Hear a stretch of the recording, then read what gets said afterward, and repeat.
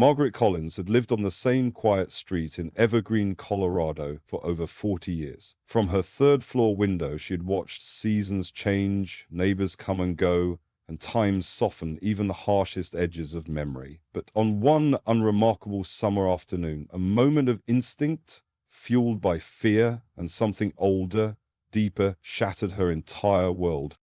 It started with a walk. A young, elegant black woman was pushing a white baby in a stroller, humming softly as the warm breeze tousled her curls. From her perch above, Margaret frowned. Something didn't sit right. The child didn't look like hers. And just like that, a call was made. "There's a suspicious woman on my street. She has a baby that doesn't look like her." Her voice trembled, not with concern, but with a prejudice so deeply embedded she no longer questioned it. When the police arrived, Margaret watched them from behind her curtains, expecting confirmation, maybe even gratitude. Instead, she got a revelation. The young woman, calm and composed, produced her identification and the baby's birth certificate. The name on the document struck Margaret like lightning. Alicia Bennett. And the baby, David Jonathan Collins, her grandson.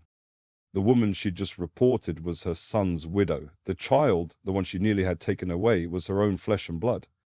Margaret's breath caught. How had she fallen so far from the truth? And what had become of her relationship with her only son, Daniel, the boy she'd once read bedtime stories to, who now hid a family she didn't even know existed? The guilt was immediate, but the damage had already been done. So began a journey Margaret never expected to take, one paved with hard questions, tender revelations, and a painful unraveling of the past. Could she repair a bond shattered by years of silence, judgment, and shame? Could two women, one haunted by regret, the other shaped by resilience, find common ground in the name of love? And most importantly, how do you ask for forgiveness when the wound you caused was almost permanent? Margaret didn't sleep that night. The memory of the stroller, the baby, the calm dignity in Alicia's eyes as the officers apologized and left, each detail replayed in her mind like a film she couldn't turn off. She stood by her kitchen window long after the sun had set, hands wrapped tightly around a mug of lukewarm chamomile tea. Her son had died, and she hadn't even known. Her grandson had been born, and she hadn't been there to hold him. She'd made a phone call out of instinct, out of ignorance, and nearly lost the only connection she had left to Daniel. The next morning, she pressed a fresh linen blouse and brushed her thinning hair into place. Her hands trembled, not from age, but from fear. Fear of what Alicia might say when she knocked on her door. Would she answer at all? She brought with her a peach cobbler, Daniel's favorite. It felt foolish, too small for the size of the apology she owed, but it was something. Alicia opened the door slowly. Her eyes were cautious but not cold. David babbled from somewhere behind her. "I'm sorry," Margaret said before Alicia could speak. "Not just for yesterday, for everything." There was a long pause. Alicia leaned against the doorframe, arms folded. "You thought I was stealing my own child?" Margaret nodded, eyes damp. "I did, and I hate that I did." Alicia looked away, then back again. "Daniel wanted to call you so many times, but he didn't think you'd accept us." Margaret lowered her gaze. "He was right. I was proud and afraid and wrong." Another pause. Then Alicia sighed, stepped aside, and opened the door wider. "You'd better come in." Inside, the apartment smelled faintly of lavender and baby powder. A framed photo of Daniel on the mantel made Margaret's heart stop. He was smiling, his arms around Alicia, and David, barely a year old, nestled in his arms. Margaret reached for the photo with trembling fingers. "He looks like my Robert," she whispered. "He has your son's stubbornness too," Alicia replied, a faint smile creeping in. The silence between them shifted, still thick, but softer now. Then, unexpectedly, Alicia reached into a drawer and pulled out a letter. "We wrote this a month before the accident," she said. "He never mailed it, maybe because he was scared, or maybe because he hoped one day you'd come to us." Margaret unfolded the letter slowly. Her eyes scanned the slanted handwriting. "Mum, I miss you. I hate that we don't talk. Alicia's the best thing that ever happened to me. And David, he's perfect. I wish you could see him. I wish you'd try. I know we don't always see the world the same, but I still need you in my..." Tears slipped down her cheeks. "I didn't know he felt this way. He wanted you to be part of our lives," Alicia said quietly, "but time ran out." Margaret looked up, her voice breaking. Will you let me try now? Before Alicia could answer, a crash came from the nursery. David had knocked over a stack of blocks and was laughing wildly. Alicia moved to pick him up, but Margaret stopped her. "No." Alicia hesitated, then nodded. Margareta crossed the room carefully, knees aching, and knelt beside the child. David looked up at her, wide-eyed, then offered her a block. Blue, just like Daniel's favorite color as a boy. She took it, swallowed her tears, and smiled. "Hello, David. I'm your grandma." He giggled, then reached out and placed a tiny hand on her cheek. Alicia watched from the doorway, something soft flickering behind her eyes. She didn't speak, but she didn't need to.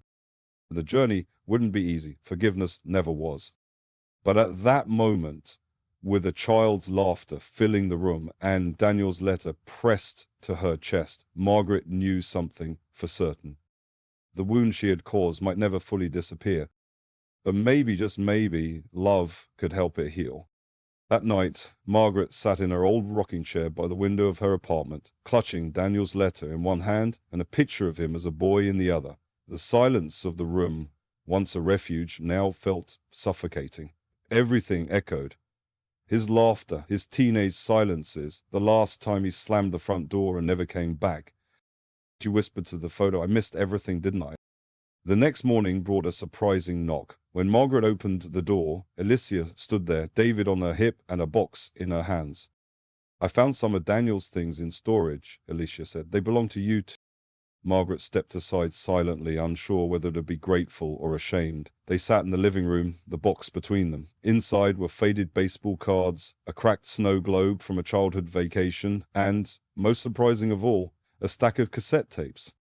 "What are these?" Margaret asked. "Me used to record audio diaries," said writing was too slow for his thoughts. Alicia handed her a small tape recorder. "The last one's dated 2 weeks before the accident." With trembling fingers, Margaret clicked play. Daniel's voice crackled through the static. "David smiled at me today, and for a second I felt whole again. But never lasts. I still see Dad's face when I close my eyes. I hear Mum's silence, louder than anything else. I wish I could bring us all back together, even just once." Margaret's breath caught. "Sometimes I imagine Mom showing up at the door. I pretend to be angry. I wait just long enough before forgiving her. But deep down, I know I'd cry the second I saw her." Alicia turned away, blinking back tears. Margaret reached to pause the tape, heart heavy with the rawness of her son's voice. "I never knew," she whispered. Alicia nodded. "He carried the weight of that fishing trip for years." Margaret shut her eyes, the memory flooding back. Daniel begging to go with his father that day. The phone call, the officer at the door, her world caving in. "I blamed him," she said, barely audible. "I didn't mean to, but I did." A long silence stretched between them, and then Alicia said, "Maybe it's time David knew his father better too." The next day they visited Daniel's favorite spot, the old lakeside dock where he and Robert used to fish. Margaret hadn't been there in decades. It hadn't changed, the same creaky boards, the same hush of the water. Alicia brought a picnic, Margaret brought a framed photo of Daniel and Robert, and a small journal she'd found tucked in Daniel's nightstand.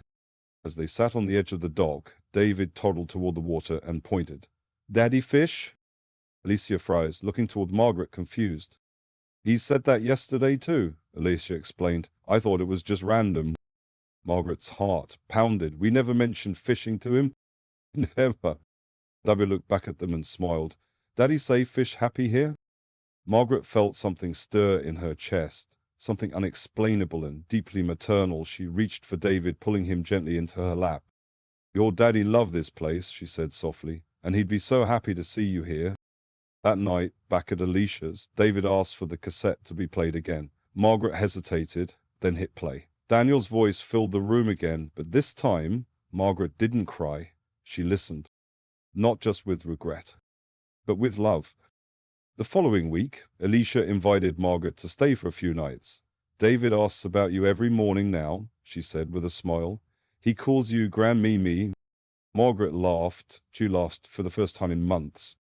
On the final night of her stay, Alicia handed Margaret something wrapped in cloth. "I wasn't sure when to give this to you." Inside was a small wooden box. Margaret opened it to find Daniel's wedding ring. "He never took it off," Alicia said, voice trembling, "not even at work." Margaret held the ring gently, tears sliding down her cheek. "He stayed loyal, even when I didn't."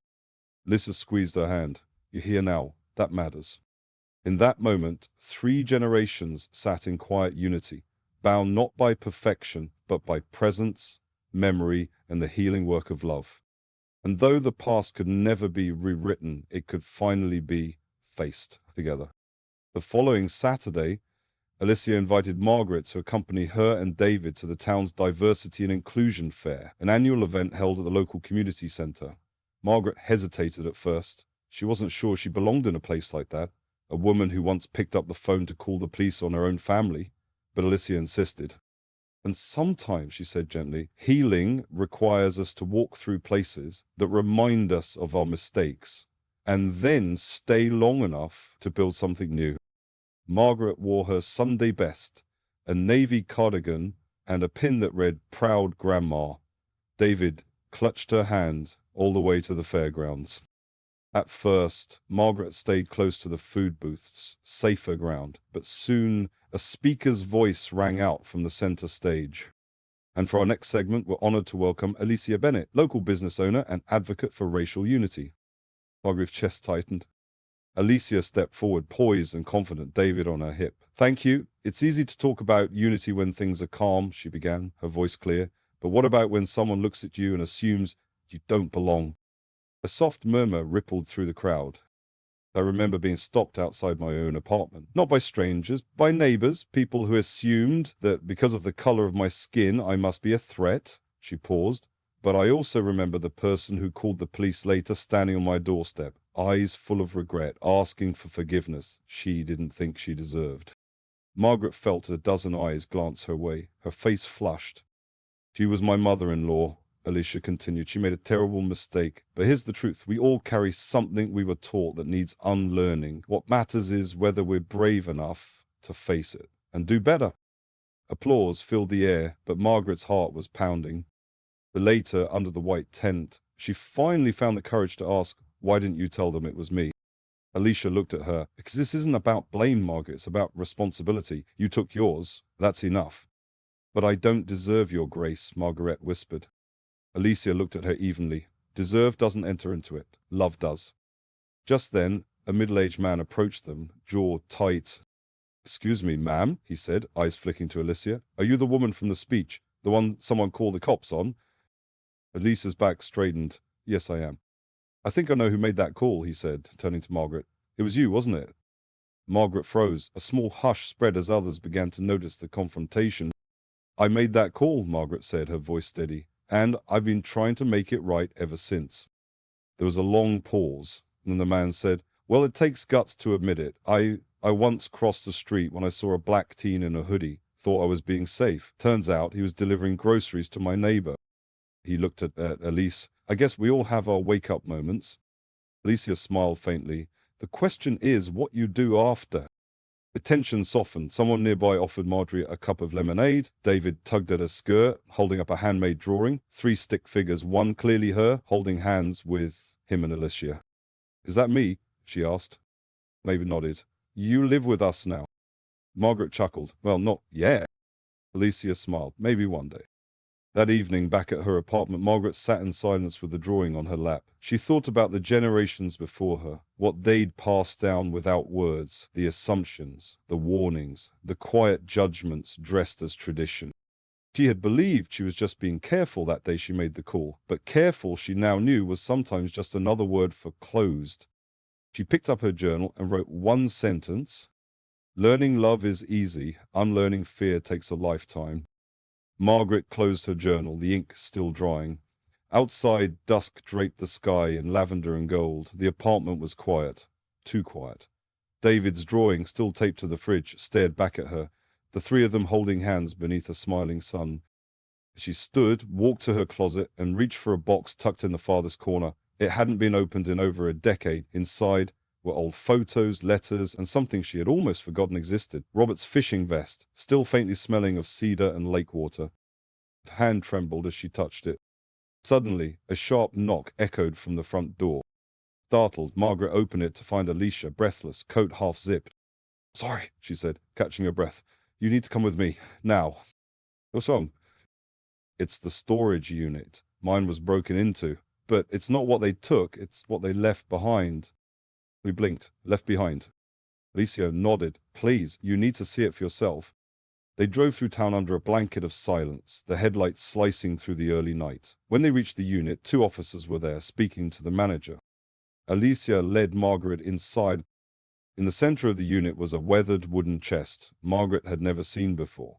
The officer explained it hadn't belonged to Alicia. It had been placed there recently without any traceable records.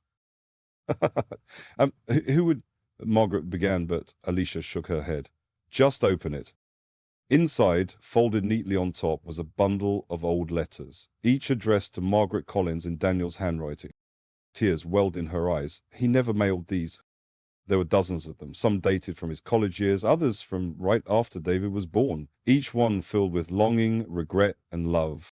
Dear Mum, today I stood in the hospital holding my son and wished you were there. I hate that you're missing this. Mum, I forgave you a long time ago. I just didn't know how to let you back in.